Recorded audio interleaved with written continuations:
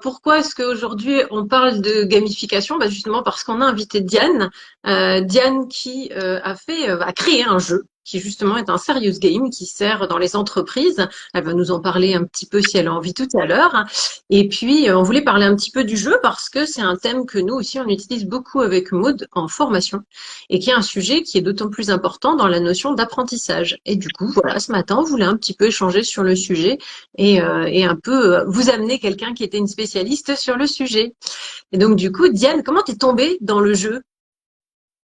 Ça a commencé avec ma passion pour le jeu de rôle. Mhm. J'ai découvert ça à la fac. C'était un ami qui avait créé son propre jeu de rôle. Et j'ai trouvé ça super parce que ça permettait d'expérimenter d'autres personnages et donc d'autres facettes de soi-même. Et ça m'a permis à la fois de progresser socialement parce que j'étais un petit peu renfermée, un peu timide et tout ça. Et aussi de voir un peu mes propres limites, mes propres capacités et de voir qu'on pouvait les repousser indéfiniment. Puis ça me permettait aussi de comment dire, développer aussi ses facultés de d'argumentation, de pitch, de challenge, de défi. Et puis tout ça, c'est assez amusant parce qu'on a aussi des objectifs dans un jeu. On joue en équipe, on joue seul, on joue à deux. On a plusieurs objectifs différents et c'était comme si on partait à l'aventure. Moi, j'ai toujours rêvé de faire des aventures, donc le jeu, c'est super pour ça. Oui, ça te permet de te créer en fait un univers ou un espace de jeu qui est assez intéressant dedans.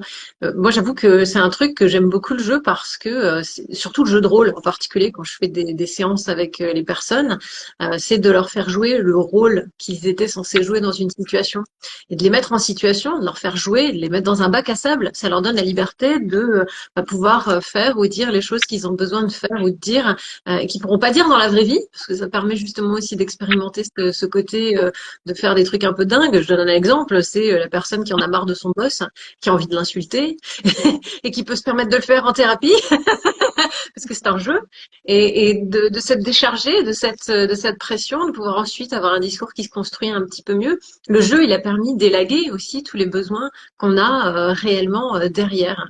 Et du coup, j'utilise aussi beaucoup le jeu avec Maud parce que Maud, moi, on est formatrice et du coup, on fait aussi dans nos formations enfin, ce qu'on a appris. Maud, tu me dis si tu es plutôt d'accord là-dessus, mais un atelier ou des jeux, ça vaut tout pour améliorer l'apprentissage en fait des personnes. C'est-à-dire que le véritable retour des gens qui font de la formation, c'est pas un cours magistral qui va faire qu'ils vont retenir. Tout à fait d'accord. Voilà. Et Diane, si tu me permets, est-ce que je peux parler un petit peu de ton diagnostic? Oui. Et, en quoi le jeu, ça t'a aidé en plus par rapport à ton diagnostic? Si tu me permets je te laisse le dire, hein?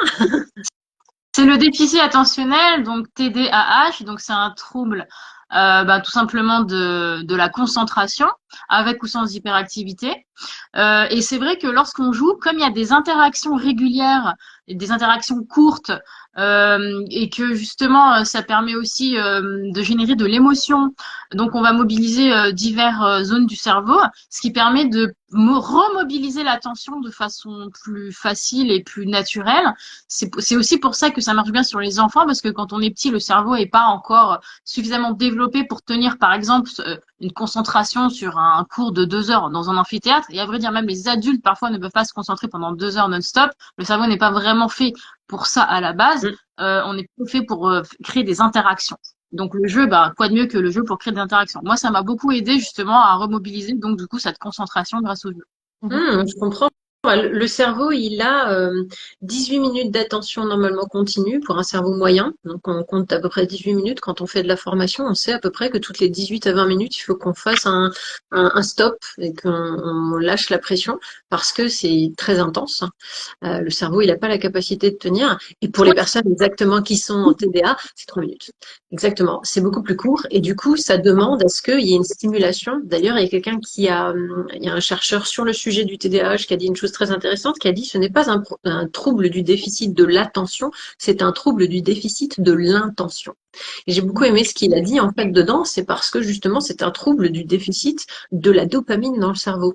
Et du coup, ce qui nous drive, c'est la dopamine. C'est justement cette chose qui est cet incentive qui nous donne envie d'avancer quand on fait quelque chose. Et lorsqu'on a un TDA, bah, ça veut dire que cette dopamine, elle disparaît très vite. Donc il faut la faire revenir assez rapidement pour garder son intention focalisée dans une direction et ne pas partir dans toutes les directions. C'est assez intéressant. Alors cela dit, on a une blonde hein, dans le groupe. Elle va pouvoir parler de ce que c'est que de perdre un peu de l'intention. Bah, moi, en plus, je suis lion et je suis énergie de feu, beaucoup feu dans mon thème. Donc, dès que ça m'intéresse pas, fou. Et c'est vrai que, oh oui, c'est compliqué aussi, bien sûr. Ok.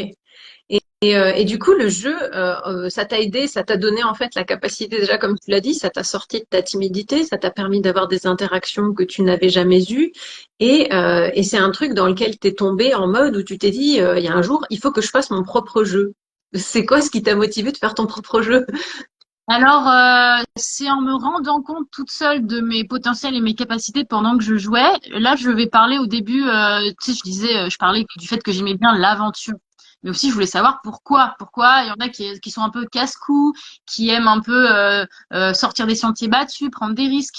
Ça peut être, je dis bien ça peut, parce que ça le fait aussi chez les gens qui ne sont pas forcément Mhm. TDA, mais les gens qui sont TDA, ils aiment bien prendre des risques, ils aiment bien essayer de gratter un peu derrière les choses.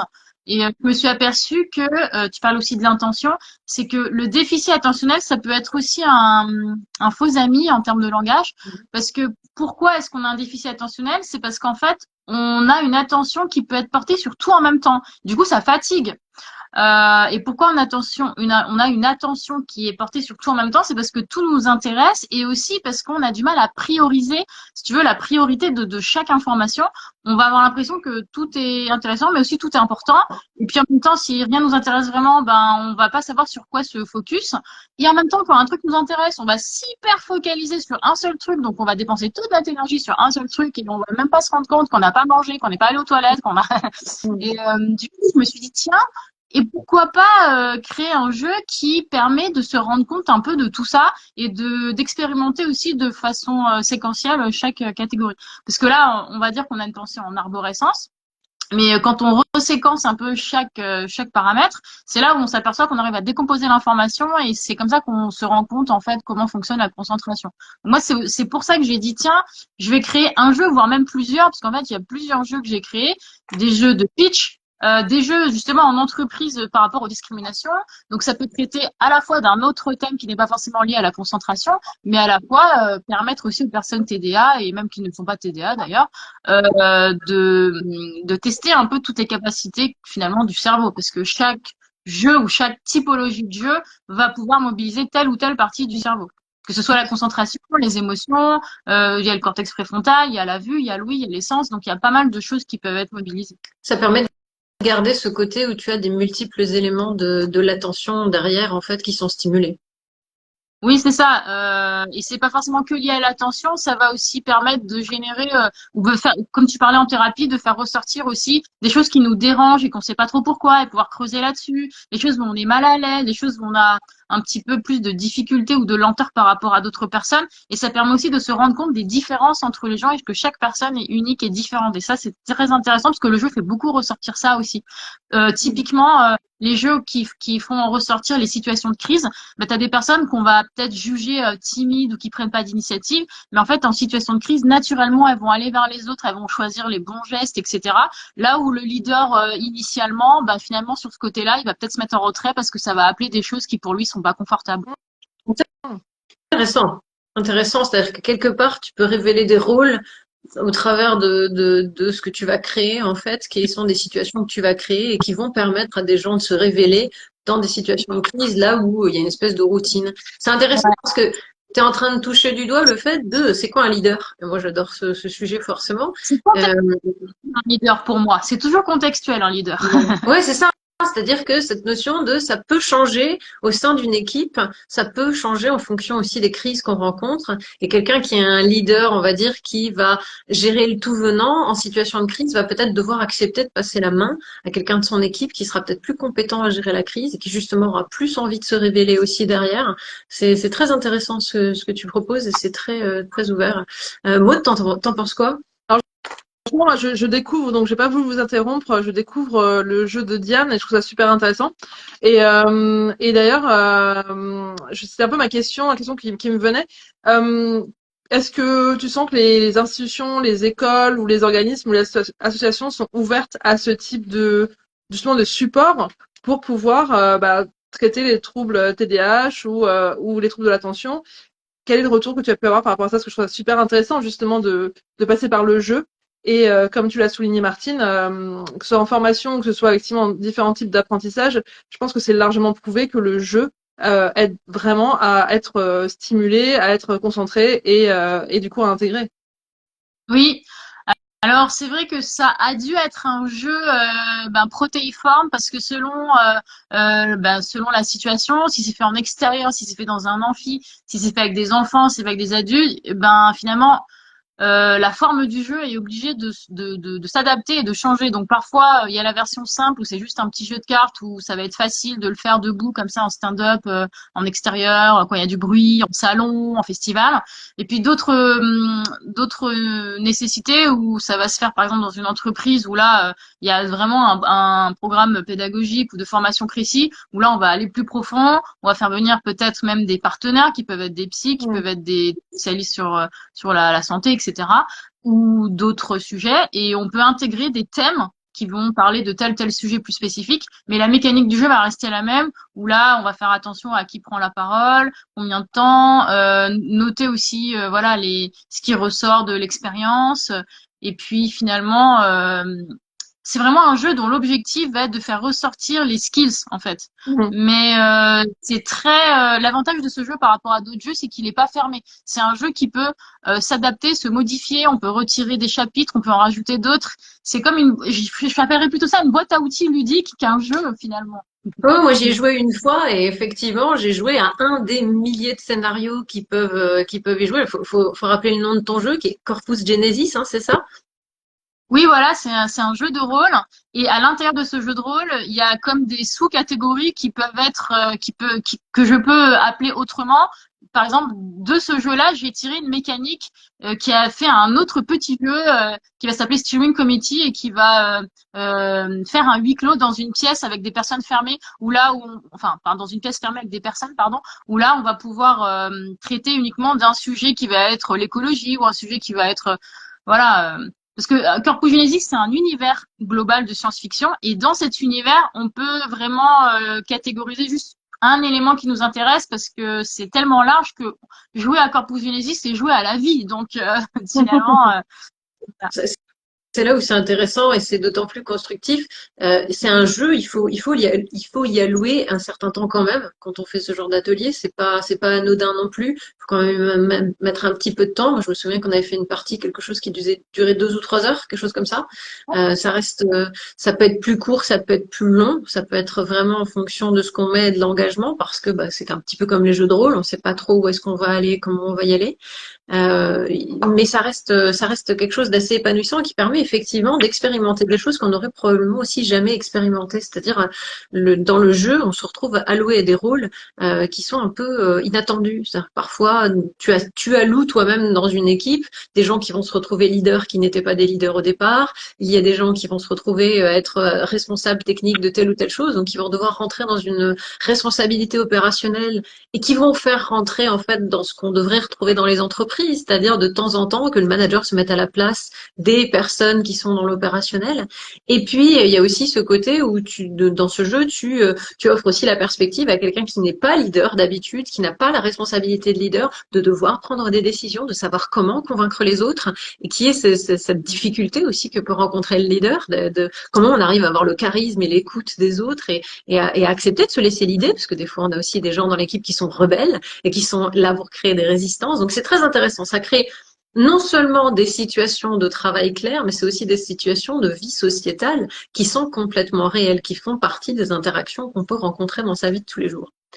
Et du coup, je me posais une question, c'est toi qui justement a ce déficit attentionnel, intentionnel, qui a un peu ce côté de, il est difficile pour toi de faire une tâche en continu sans être interrompu. Comment tu as réussi à créer un jeu aussi incroyable en fait, alors que c'était un peu difficile pour toi? Comment tu as réussi toi-même à garder ta concentration par rapport à la création de ce jeu? Le niveau d'intérêt, le niveau de passion qu'on peut avoir pour quelque chose va créer justement cette hyper-focalisation. Et il y avait des périodes comme ça, compulsives, obsessionnelles, où j'étais capable de rester concentrée pendant 12-13 heures d'affilée sur un sujet que j'étais en train de dévorer et que j'étais en train de, voilà, de développer avec grande passion. Ça, c'est vrai aussi que c'est typique du TDAH. C'est que quand on est vraiment passionné, qu'on est à fond sur un truc, comme je disais, on n'a pas le temps d'aller manger. C'est pas qu'on n'a pas le temps, c'est qu'on oublie d'aller manger, on oublie d'aller aux toilettes, on oublie voilà, de faire d'autres choses parce qu'on est tellement à fond. Je sais pas si t'as déjà vu, tu sais, un enfant par exemple qui est sur son jeu vidéo et il est à fond dans son truc et tu lui dis c'est l'heure de manger, ça fait 4 heures qu'il a pas pris son goûter, d'habitude il meurt de faim et là il a pas du tout faim comme par hasard. Et puis dès qu'il sort du jeu, dès qu'il pose la manette, c'est ah mais je suis super faim en fait. Mais en fait moi c'est exactement pareil, voilà, tout pareil. Tout pareil, c'était cool. C'est intéressant comme expérience. Euh, Aujourd'hui, tu as décidé d'évoluer un petit peu, si j'ai compris. Tu fais plus maintenant que de l'entreprise. Oui, aujourd'hui il y a que Corpus Genesis pour un point, les premières bribes du jeu sont sorties en 2011. J'ai officiellement sorti le jeu avec une association en 2015. On a fait pas mal d'interventions dans plusieurs festivals et on a fait beaucoup jouer le grand public. J'ai fait quelques interventions évidemment en entreprise et donc j'ai créé des modules pour eux qui continuent à utiliser aujourd'hui, même s'ils ont supprimé petit à petit les facettes de l'univers pour se l'approprier. Et ça c'est cool aussi parce que c'est cool de s'approprier un jeu et de l'adapter à son entreprise et de devenir autonome là-dessus. Et donc, j'ai eu l'impression d'avoir un peu fait le tour du sujet parce que avec les nouveaux outils en 2024, il y a beaucoup de ludification, d'intelligence artificielle, de choses gratuites sur Internet qui sont sorties en l'espace de plus de 10 ans. Hein. Donc j'ai voulu évoluer de mon côté et de m'intéresser à des sujets où malheureusement il y a de moins en moins de budget, où on s'intéresse un peu moins de ça. C'est effectivement les handicaps invisibles où c'est pas les choses auxquelles les entreprises vont mettre le plus de budget quoi pour faire un peu de recherche là-dessus. Et donc moi j'avais envie de me concentrer là où il y a encore beaucoup de travail. Hein. Donc voilà. Et Donc c'est les handicaps. tu es maman d'une petite fille et tu as un peu envie d'évoluer aussi dans le fait de faire de la ludification pour les enfants, justement, de les aider à l'apprentissage et les accompagner. Ça a développé ça un peu chez toi? Oui, oui, et même depuis avant, enfin ça fait plusieurs années quand je croise voilà des familles, des enfants, j'ai des amis qui sont psy aussi et des fois ils me parlent de certains cas, ils en parlent aux parents, ils demandent si les parents sont ok de m'envoyer voilà sur une petite séance avec leur enfant pour tester des petites parties de jeux de rôle. Même moi en festival, des fois il y a des familles qui viennent jouer avec des parents et des enfants. Je m'aperçois que même eux disent c'est vrai qu'il n'y a pas beaucoup de jeux de rôle qu'on peut faire avec nos enfants parce qu'on ne sait pas vraiment comment masteriser ces parties. Moi, je vois rarement des familles jouer à des jeux de rôle, quoi. Sauf si les parents ont envie de lire un bouquin épais comme ça pour apprendre toutes les règles, parce que c'est des jeux qui sont longs, faut inventer un scénario. Les gens, ils vont jouer à quoi avec leurs enfants? Ils vont jouer à peut-être à Dixit, ils vont jouer à Double, ils vont jouer à un petit jeu de société rapide, mais ça fait pas ressortir autant de choses profondes qu'on a à l'intérieur de soi parce que c'est des jeux qui vont pas forcément être à destination thérapeutique. Et aujourd'hui, si les parents veulent essayer de chercher des jeux pour mobiliser les émotions, pour essayer de faire parler l'enfant, de l'extérioriser socialement, ils vont pas avoir beaucoup de références en fait. Et moi, c'est là-dessus que j'ai envie de me positionner. Ah, intéressant, une espèce de méconnaissance des jeux. Maud, je pense que tu peux en parler un petit peu. Le jeu, ça fait depuis peu en fait que tu es un peu plus dans le jeu ou que c'est quelque chose que tu as découvert un petit peu plus. Bon, tu as un peu baigné dedans aussi. Comment tu découvres un petit peu cet univers du jeu toi-même et qu'est-ce qui t'a manqué aussi un peu là-dessus? Alors moi je pense que j'ai en fait un côté très joueur, un peu foufou, et en même temps j'ai toujours été dans des choses très sérieuses, le travail, le travail, le travail. Et en plus, bon, alors si on, d'un point de vue astrologique, j'ai beaucoup de Sagittaire, ça veut dire c'est quand même très le côté on va étudier, on est un peu dans cette tour d'ivoire, pas comme le Capricorne, mais quand même avec cette optique de on engrange beaucoup de savoir pour l'enseigner après. Et du coup, c'est avec toi que j'ai découvert ça aussi en formation, le côté bah, c'est bien de donner de l'information aux gens, mais tout le monde n'est pas là pour être forcément astrologue ou maître feng shui ou quoi que ce soit. Donc l'objectif effectivement, c'est d'être plus dans comment faire en sorte que les personnes puissent retenir l'information sans se replonger dans les cahiers. Et et c'est vrai, effectivement, j'ai découvert la force du jeu. La force du jeu, effectivement, et de se dire qu'en fait, comme tu l'as expliqué, c'est par le fait que les personnes vont se mettre en situation, elles vont échanger, ça va créer des souvenirs par la suite, même, je crois que c'est des mémoires kinésio, c'est ça? Des mémoires du moment, de l'émotion qu'on a ressentie en échangeant avec son camarade d'atelier ou de formation, qui fait qu'on va avoir encore plus ancré l'information et qu'en plus on aura passé un bon moment et on aura créé du lien. C'est vraiment ce qui ressort pour moi du jeu. Et puis sinon, par rapport au jeu entre amis, je me suis découvert une redoutable stratégie en moi pour ne découvrir aucune règle au début, ne va vraiment pas avoir envie de même de passer du temps sur les règles et quand même réussir à gagner. Voilà, donc je le place là. L'esprit de compétition. De toute manière, je vais gagner. Je suis lion. C'est ça, c'est ça. Le joueur débutant qu'on ne voit pas venir. Mais exactement, la chance, la fameuse chance du débutant. Non, mais c'est vrai que enfin, moi j'ai été beaucoup baignée dans le jeu assez tôt, parce que déjà j'avais un frère qui jouait à des jeux vidéo. J'avais un peu ce côté jeu de société que j'aimais beaucoup. Et puis, comme Diane, un petit peu, ça a été l'occasion aussi de rencontrer des gens, de me faire des amis, de participer à des soirées jeux avec des gens. Il y a vraiment cette interaction du jeu qui était importante. Par contre, j'avais vraiment ce côté pour moi, ça devait rester à un certain niveau d'intellect parce que je m'ennuyais assez vite, et puis parce que j'avais pas cette capacité sociale, tu vois, de faire des jeux un peu trop simples ou qui sont là que pour s'amuser. J'aime bien le jeu qui prend un multidimensionnel, c'est-à-dire si c'est un jeu qui est vraiment orienté trop jeu à boire ou jeu de rigole, ça va vite m'ennuyer parce qu'il n'y a pas de créativité, il n'y a pas de recherche, il y a pas une chose qui est, tu vois, j'y gagne pas quelque chose. Il y a vraiment ce côté de ça. C'est juste parce qu'on s'ennuie, donc on met un jeu pour pouvoir créer du lien avec des gens. Donc ça, j'aimais pas du tout. J'aime bien quand le jeu il a ce côté un petit peu multidimensionnel. Et du coup, j'aimerais te demander, Diane, pour toi, qu'est-ce que c'est un bon jeu? Si tu devais donner une définition, genre vraiment un peu en mode de qu'est-ce qu'il faut absolument dans un bon jeu? Du plaisir. Mhm. Parce que même en entreprise, quand c'est un jeu qui doit être sérieux, parce que on a été formé, parce que ça va être des sujets qui vont être sensibles comme la sécurité, la défense ou des choses comme ça. Si les gens prennent zéro plaisir, mais ça les emmerde, mais un truc de fou, c'est difficile de dire, ah, c'était un jeu, en fait. Du coup, on peut même pas dire que c'est un jeu. Je connais personne qui dit, j'ai joué à un jeu, mais j'ai pris aucun plaisir. Ou alors, il va dire que c'est un mauvais jeu. Donc, pour répondre à ta question, s'il n'y a pas de plaisir, c'est difficile de qualifier le jeu d'un jeu, que ça devient de la torture, le truc, enfin, c'est pas un jeu, quoi. Ok. Et on dirait créativité peut-être. On peut dire aussi dans le jeu, il faut qu'il soit un peu créatif, c'est-à-dire qu'il sollicite la créativité au moins un minimum.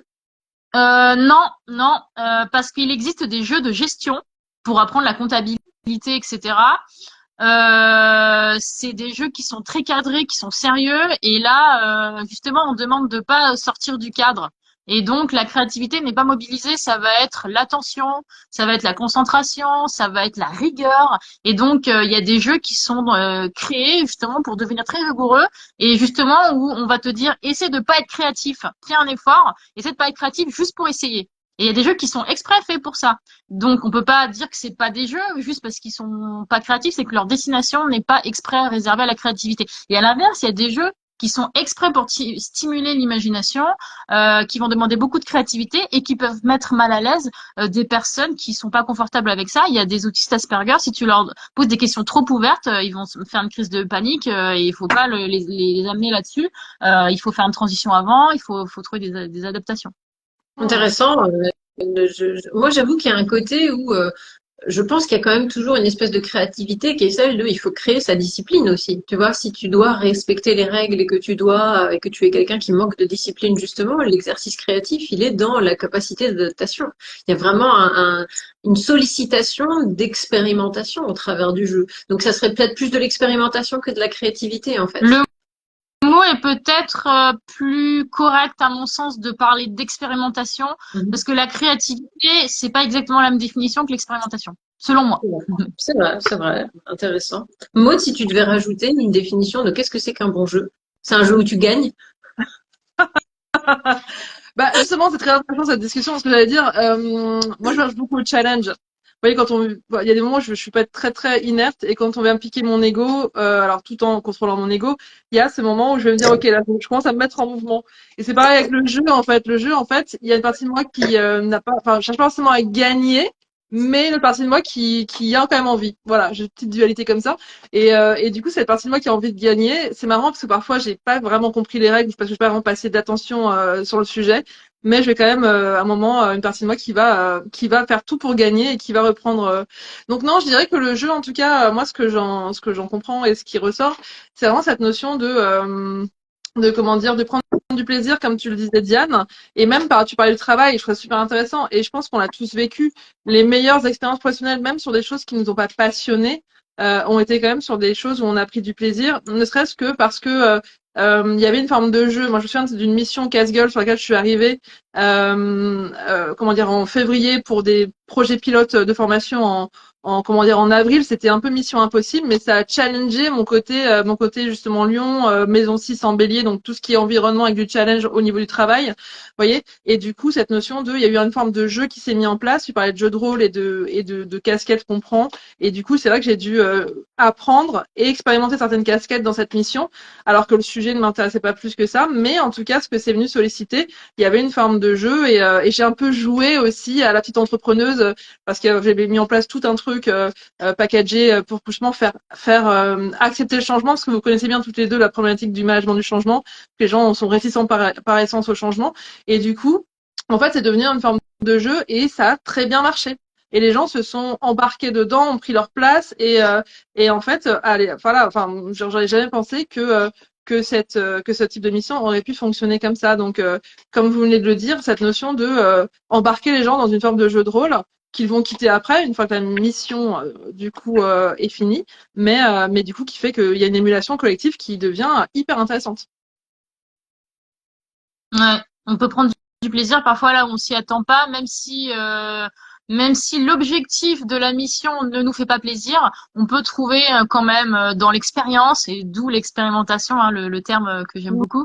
C'est là qu'on peut prendre peut-être du plaisir dans la partie expérience du style, ok, on n'a pas gagné, ok, on a juste participé, ok, on a raté l'objectif, mais on a pris du plaisir, donc c'est ok. Oui, puis dans le fait que, par exemple, si je pense à cette expérience qui m'avait beaucoup intéressée, c'est de se dire qu'en fait, chacun avait donc un rôle clé et que du coup, un peu comme les jeux de rôle dont vous venez de parler, en fait, à la fin, il y a eu un résultat qui était là, mais qui était lié au fait que chacun a pris sa place. C'était pas un travail solitaire, c'est vraiment un travail d'équipe, mais aussi cette notion, je trouve, de justement de satisfaction du résultat. Alors que si on n'avait pas mis cette notion de jeu, cette notion de un peu de challenge, cette notion de voyez un peu ce piquant qu'il y avait derrière, je pense que peut-être qu'il y aurait eu un truc de bon, ok, on a fait notre taf, mais bon, c'était pas plus excitant que ça en fait. Mhm. Après, tu as des C'est- profils qui n'aiment pas du tout la compétition et les défis, et Oui, que dès qu'il va y avoir une dimension de challenge, ils vont se sentir très mal et ils vont prendre aucun plaisir. Donc vraiment, chaque personne est différente. Ouais, oui, je fais tout à partie fait. de ces gens-là. J'aime pas du tout la compétition et ça me désespère un peu. Moi, j'ai vraiment ce côté, ce que j'aime, c'est l'esprit d'équipe. Et c'est ce que j'aime retrouver quand je joue à quelque chose ou etc. Je joue pas pour gagner, je joue pour jouer. Je pense que dans la vie, ce que j'ai vraiment appris, c'est que parfois, quand on gagne, on perd. On perd en expérience. On perd en ce qu'on peut vraiment apprendre. Et parfois, donc, quand on gagne, on perd et quand on perd, on gagne. Et en fait, d'avoir un véritable retour, feedback en fait d'expérience qui était beaucoup plus fort des moments où tu perds plutôt que tu gagnes. C'est pour ça que je trouve que le jeu c'est hyper épanouissant, c'est parce que c'est un endroit où tu as licence, ou du moins tu as la liberté ou la capacité de pouvoir perdre. Et on te donne la possibilité de perdre et d'en apprendre quand même toujours quelque chose. Moi, j'apprends toujours des tas de choses sur des tas de gens en fait, sur le jeu quand je le fais avec des tas de gens. Maud, c'est une nana qui est très dans la compétition, elle adore gagner. J'adore la voir gagner. Ça me fait plaisir de perdre en fait en la voyant gagner. Et du coup, il y a un vrai, tu vois, ça crée un véritable équilibre en fait dans le jeu. Moi, je fais partie de ces gens qui aiment ça et qui sont épanouis, qui sont heureux par le fait qu'ils gagnent pas. C'est pas grave de pas gagner. De gagner, ok, super. Voilà. Moi, à la fin, je finis, bon, bah voilà, j'ai gagné quoi? Une couronne, super. Qu'est-ce que je m'en fiche, tu vois? Enfin, alors que elle, c'est le lion, elle a besoin de sa couronne. C'est vrai, Il y a un peu ce côté. Euh, Ouais, c'est vrai. c'est très important ce que tu viens de dire parce qu'il y a un débat sur le jeu dans la communauté des ludistes et des férus de jeu et des puristes du jeu. Certains puristes du jeu vont dire le jeu n'est pas censé être une formation. Le jeu n'est pas censé être quelque chose qui va sortir du cadre purement ludique. Le jeu est juste fait pour jouer et on veut pas toucher à ça. On veut que le jeu reste juste fun et rien d'autre. Moi, j'aime bien la définition beaucoup plus ouverte du jeu qui va dire que bah, le jeu est un outil et on peut l'utiliser dans ce qu'on veut. Et d'autres vont dire non, non, c'est plus un jeu dans ce cas-là. Si le jeu rentre dans l'entreprise, pour moi, c'est même plus un jeu, c'est une formation qui se fait passer pour un jeu. Mais au fait, pour moi, le jeu est un outil, au fait. J'aime beaucoup ce que tu dis parce que les animaux, quand ils jouent entre eux, et qu'ils se foutent sur la gueule, ils sont en train de se préparer à la vie.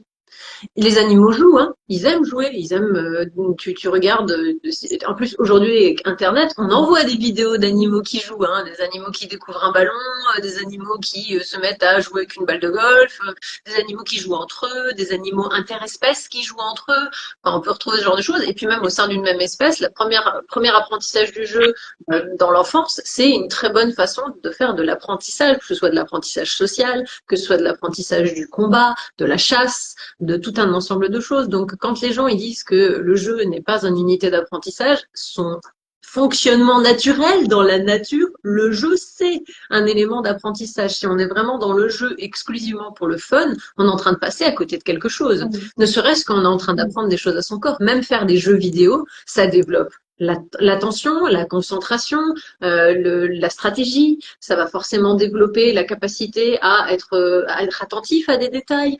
Pour les éléments qui sont des éléments rapides, ça va développer les réflexes, ça va développer la capacité de aussi se mettre dans une position qui n'est pas toujours la position qu'on aurait dans sa vie. Donc ça fait même faire presque du shadow work, c'est-à-dire explorer des facettes de jeu que tu n'aurais jamais exploré, être le méchant des fois, être le gentil quand on n'est pas quelqu'un de gentil déjà au départ, c'est vraiment d'essayer d'explorer des facettes qu'on n'aurait pas rencontrées soi-même. Donc il y a une véritable dimension aussi presque spirituelle.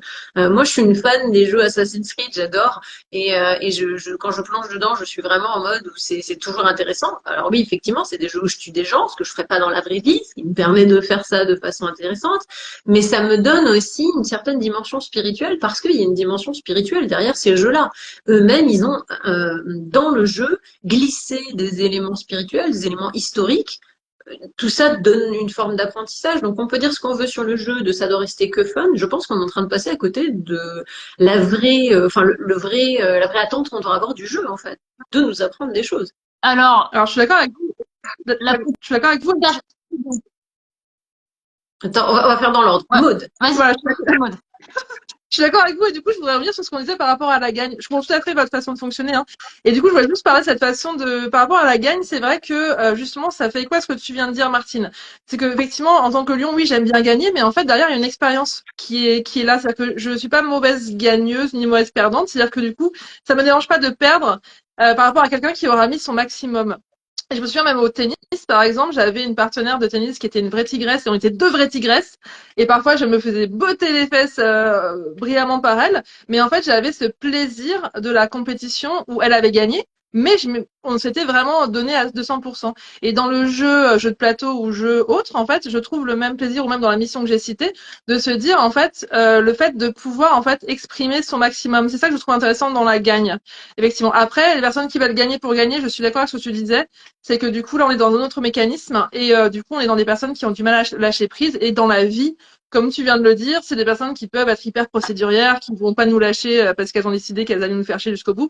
Et donc, du coup, là, pour moi, c'est pas une compétition qui est positive. Mais ce que je trouve positif dans la compétition, dans le jeu ou dans le façon dont on peut l'exprimer dans sa vie aussi, en jouant, entre guillemets, c'est cette notion de dépassement. Oui, Intéressant. la notion de... Mm. Mais je voudrais revenir juste sur l'apprentissage incident. C'est quand on apprend sans s'en rendre compte et sans faire exprès. Hmm. Les puristes du jeu qui considèrent que le jeu est fait uniquement pour le plaisir ne sont pas contre le fait d'apprendre sans faire exprès, mais ils veulent pas que l'apprentissage soit le seul et unique objectif du jeu. Et en ce sens, ils n'aiment pas associer le mot formation au mot jeu. Mais je crois que c'est parce qu'on touche à leur valeur et à la valeur qu'ils donnaient au jeu depuis qu'ils sont enfants et que ça touche à un truc qui remonte peut-être un peu loin psychologiquement ou voilà, après je suis pas du tout psy, mais j'ai l'impression que ça leur fait mal en fait, qu'il y a quelque chose qui les dérange lorsqu'on va transformer le jeu en une activité de trop adulte et qui perdent un peu l'innocence Hmm. de l'enfance. Ils ont l'impression que, enfin, moi je pense que c'est un problème de valeur. Tu vois ce que je veux dire? Ouais, très intéressant. Alors, je reviens sur toutes les deux. Il y a deux choses que vous avez dit, deux choses. Un, la gagne, c'est de l'engagement, en fait, quelque part. C'est-à-dire que le fait d'avoir la gagne, c'est juste une façon de s'engager plus fort dans le jeu et de garder sa volonté, en fait, d'aller jusqu'au bout. C'est vrai que si on n'a pas la gagne, moi, je suis un peu du genre, on peut abandonner le jeu au milieu, je m'en fiche, Mhm. parce que, justement, j'ai pas la gagne. Vraiment, ça me permet d'avoir ce désengagement. Tu vois le verso, hein, là? Tu le vois bien, là? Donc du coup, c'est un peu ce désengagement que j'ai pas, justement, parce que j'ai pas la gagne. Donc tu dis ce côté d'avoir la gagne, c'est bien de garder son engagement. Et quand tu parles d'apprentissage incident, Diane, avec ce fait que la plupart des gens, effectivement, aiment bien garder l'esprit du jeu, je comprends. Je comprends vraiment le fait qu'on a envie de garder son esprit de jeu parce que bah, on a souvent quand on a eu beaucoup de contraintes dans l'enfance, c'est vraiment le jeu, c'est devenu la porte de sortie en fait des contraintes et de familles un peu strictes. Justement, des parents qui sont stricts ou des parents qui sont laxistes, je le dis tout le temps, c'est de l'abus. Dans tous les cas, il faut avoir un juste milieu, il faut savoir lâcher prise de temps en temps, tout en donnant du cadre. Mais il y a une partie qui consiste vraiment à avoir un apprentissage dans le jeu, mais comme tu le dis, qui doit pas être quelque chose qui est planifié, qui est préparé. Effectivement, ce que j'aime aussi dans le jeu, c'est que ça va amener des choses de façon improvisée. Ça va apporter une forme d'improvisation bah tiens, qu'est-ce que je ferais dans cette situation auquel j'ai jamais pensé, je pensais jamais m'y confronter. C'est vraiment de créer quelque chose. C'est un bac à sable, vraiment, pour créer quelque chose que tu n'aurais jamais confronté si tu avais été dans ta vie à toi sans jamais. Donc le jeu, il a vraiment ce côté d'apprentissage incident dans le fait de déjà te faire expérimenter quelque chose que tu n'avais jamais fait avant, tout Mhm. simplement. Mhm. Très vrai. D'essayer une nouvelle stratégie, en fait.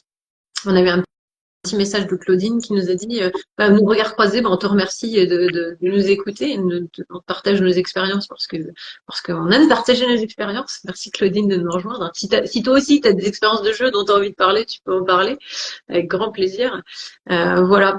Et du coup, Maud, j'aimerais revenir un petit peu sur ton expérience de jeu. Aujourd'hui, tu as envie de faire plus de jeux dans tes formations, tu as envie de faire plus d'éléments. Puis toi-même, en plus, tu fais un petit peu d'astrologie, un petit peu gros comme les planètes. Tu fais de l'astrologie. Du coup, tu te sentirais de faire un jeu autour de l'astrologie un petit peu pour aider les gens?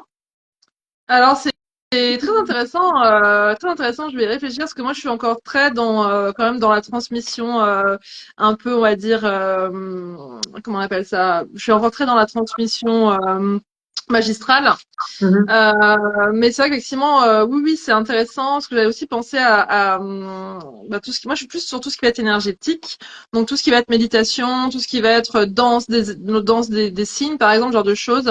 Mais effectivement, oui, le jeu, c'est quelque chose qui peut être très intéressant. On en reparlera ensemble, Martine, parce que c'est vrai que je suis pas encore très à l'aise. Je sais proposer des jeux, mais plutôt sommaires.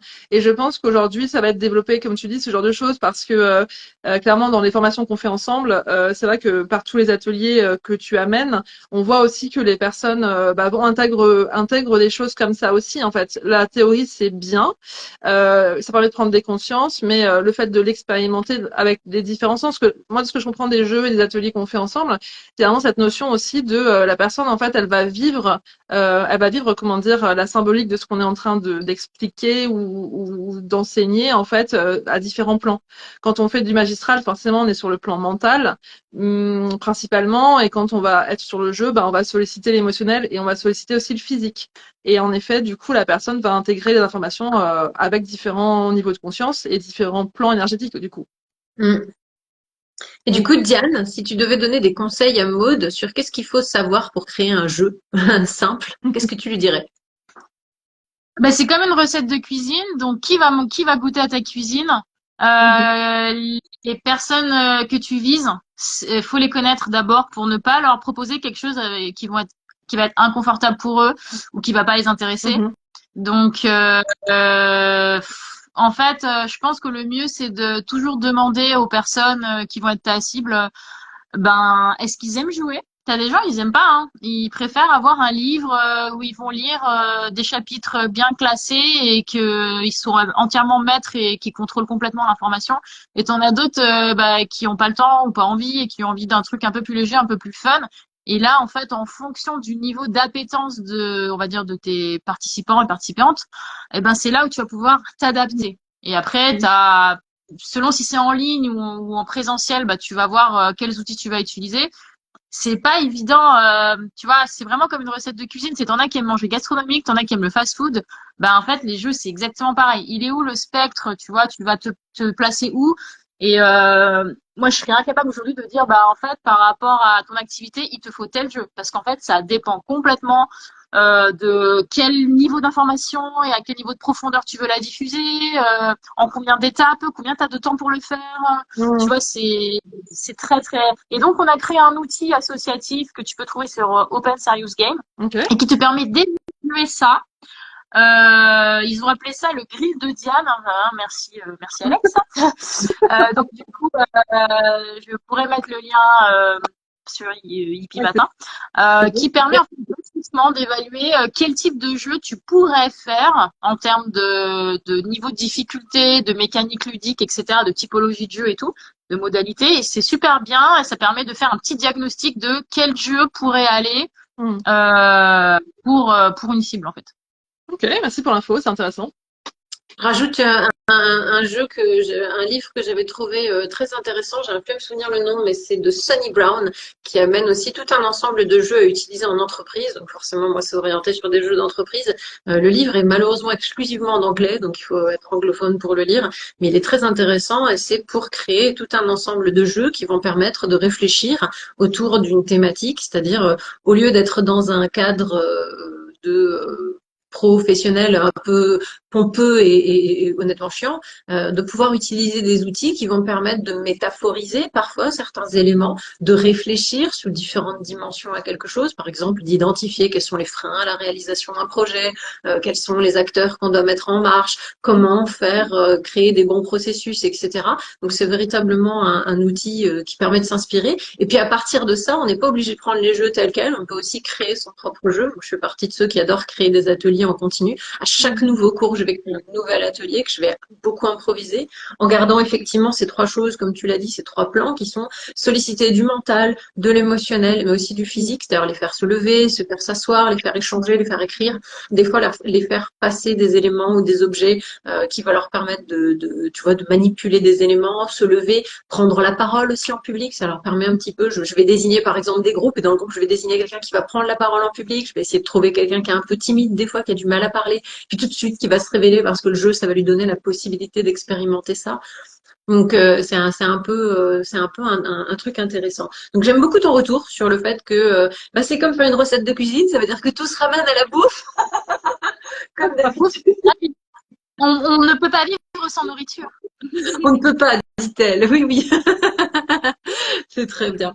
Je crois qu'en fait, on a fait un très bel échange, que c'était très intéressant et qu'on a fait un bon partage d'expérience. Maud, est-ce que tu veux ajouter quelque chose? Alors, non, je suis juste en train de lire le commentaire de Claudine qui nous dit effectivement qu'elle réalise qu'elle aime gagner parce que justement ça lui permet de se dépasser. Voilà, et qu'elle a, grâce au badminton, du coup, elle a et au conseil appliqué enfin, au conseil de son mari appliqué, du coup, elle a, comment dire, appris à se dépasser. Merci pour ton partage, Claudine.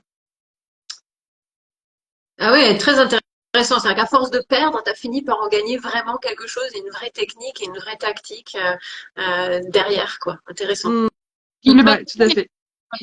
est un sport, mais c'est aussi un jeu. C'est-à-dire, du point de vue des enfants, le badminton va être un jeu. Et du point de vue, par exemple, des gens qui se font de la compétition à haut niveau vont dire le badminton est un sport. Donc, c'est intéressant aussi, cette double expérience. C'est pour ça qu'on appelle ça les Jeux olympiques. Hein. Il y a une vraie notion de jeu derrière tout ce qu'on fait. C'est-à-dire que même si aujourd'hui c'est devenu quelque chose qui est vraiment l'esprit de la gagne, parce qu'il y a des médailles, parce qu'il y a beaucoup d'argent qui est en jeu aujourd'hui, c'est devenu un véritable métier que d'être sportif. Enfin, ça reste pas moins le fait que de faire du sport ou de pratiquer du sport, c'est bon pour la santé. C'est pas seulement bon pour la santé, c'est bon pour la tête, c'est bon pour l'âme, c'est bon pour le cœur, c'est bon pour la compétitivité, c'est bon pour apprendre plein de choses. Et du coup, forcément, c'est aussi un moment où on peut être en mode où on n'est pas là que pour gagner de l'argent. On est là aussi pour jouer, tout simplement, pour s'épanouir, s'amuser. Diane, tu veux rajouter quelque chose? Ben, j'invite toutes les personnes à retomber un petit peu dans l'enfance. En ce moment, ça fait du bien, on en a besoin, de retrouver cette innocence aussi et de passer un bon moment entre amis, surtout là avec les fêtes de Noël qui approchent, de faire un bon jeu de société en famille, voilà, des choses qui vous rappellent un peu quand vous étiez petit. Je pense que ça peut être super cool et se remettre un peu dans l'innocence, voilà, de l'enfance. Ok, j'ajoute le dernier mot de la fin. Je te remercie pour ce rebondissement. Bah, si vous savez pas quoi offrir comme cadeau de Noël, quelle que soit la personne à qui vous adressez, quel que soit son âge, il doit y avoir un jeu qui existe pour cette personne, qui pourrait lui plaire, qui pourrait lui permettre de créer du lien social avec les autres, que ce soit un jeu plus ou moins complexe. N'hésitez pas à aller dans les ludothèques ou d'aller voir des gens qui sont des spécialistes du jeu pour leur demander leur avis. Je sais qu'ils vont être très sollicités en ce moment, mais c'est la période. Et oui, vas-y, dis-moi. Allez dans les magasins de jeux de société spécialisés, s'il vous plaît. Ils sont vraiment pas en galère, mais ils sont de moins en moins fréquentés pour certains. J'ai même vu là dans un groupe Facebook plusieurs personnes qui doivent fermer leur boutique parce que les gens vont évidemment beaucoup en grande surface, mais allez dans les boutiques de votre quartier, s'il vous plaît, s'il vous plaît, s'il vous plaît. Voilà, allez faire un tour dans les ludothèques et allez faire un coucou à tous ceux qui sont des passionnés du jeu parce que c'est absolument génial. Et n'hésitez pas aussi à des fois peut-être aussi virevolter vers le jeu vidéo parce que bah, il y a des jeux vidéo qui sont quand même collectifs ou collaboratifs et quand même des jeux qui font du bien, qui permettent de se défouler, hein, on sait jamais, des consoles, des genres de choses. Donc j'ai envie de dire surtout ne passez pas à côté de l'expérience jeu. Donc si vous savez pas quoi offrir, offrez un jeu. Et voilà.